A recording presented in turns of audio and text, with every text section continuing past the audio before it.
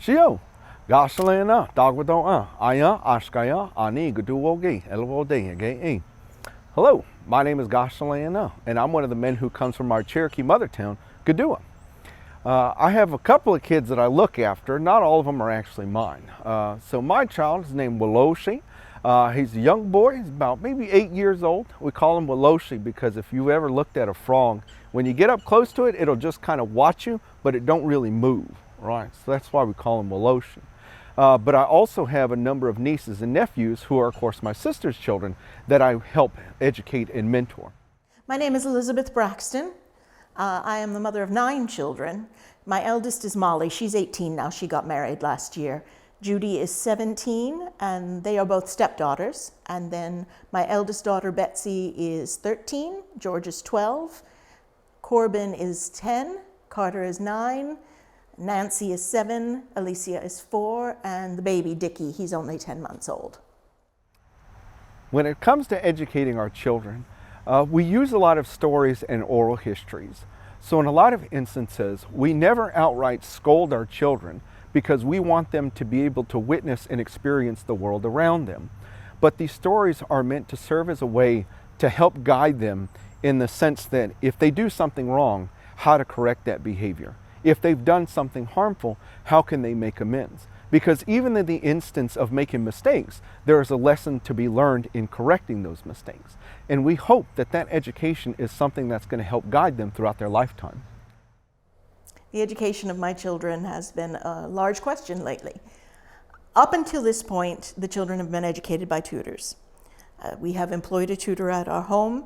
He lives on our property. We pay him a salary. And there is a schoolroom on our property. The girls and boys both share tutors. I say tutors because while we have primarily employed just the one, Mr. Hall, there is also a dancing master and a music master that come in from time to time. But Mr. Hall will teach all of them reading, writing, numbers, history. The girls learn French, but they do not learn Greek or Latin as the boys do. Now, I say it has been called into question lately because our George has just been enrolled at the grammar school at William and Mary. So he is boarding there. It's about 35 miles from our home. And he boards there, and there he has an English classical education. He will have, if he remains at the grammar school the entirety of the time, 4 years of Latin, 2 years of Greek, also such things as natural philosophy, sciences, and he may enter into the School of Philosophy. I doubt very highly he will enter into the Divinity School.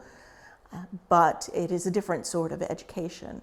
But a child's education is not just in the classroom, because they must also learn how to be young ladies and gentlemen.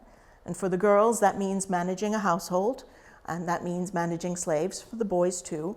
But for the boys, it also means learning planting. We primarily plant tobacco, and so they must know what the proper things are to do at the proper season of the year. Everyone has learned a little bit of cooking. My boys even have learned, the girls certainly have learned sewing, but even the boys have learned a little bit of sewing. Mending a tear, sewing on a button. My George didn't want to learn how to sew. He said, "Mama, that's girls' work." He said, "One of my sisters will do it for me, or you will, or one of our slaves." And I said, "Well, that's all well and good, but you're nearly the age for the militia now. And what will you do if you are at a militia drill and a button pops off your breeches? Are you going to bring it to your sergeant and say, 'Sew this back on for me'?" And that was the end of that argument. When our children get older, they are expected to fulfill the roles that they choose for themselves. So in many instances, we as parents have very little expectations of our children because they are not us. And so the things that we find necessary for ourselves to, again, find our own happiness or way in life, they have to find for themselves. And so as they get older, they're going to grow to see the things that they like to do. Maybe they like making baskets or making pottery, or maybe they enjoy farming or going to war. Those are going to be the roles that they are expected to fill once they make the decision to take on those responsibilities. My husband is a gentleman. He does not work with his hands for a living. I am a lady. My children, when they grow up, will likewise be ladies and gentlemen. And as ladies and gentlemen, they will be expected to be leaders in society, and certainly the boys will be expected to take on roles in the community, whether they serve in local government or government on the Virginia level remains to be seen. but they will be expected to manage households, the girls in particular. They will expected to be good masters and mistresses. They will be expected to be parents, and they will be expected to be leaders in Virginia.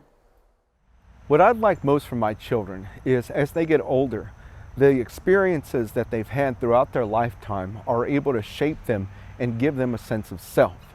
So when we think about children being their own autonomous individuals, much of their education is centered around them making the best decisions that they can to bring them the most happiness and the most safety. So within their lives, they are going to experience choices that will harm them and choices that will be good for them. And so hopefully they're able to stand on their own 2 feet, that within our absence, they'll be able to make the best choices for themselves. What I most want for my children, and I'm afraid this is going to sound rather depressing, but I wish for them to survive.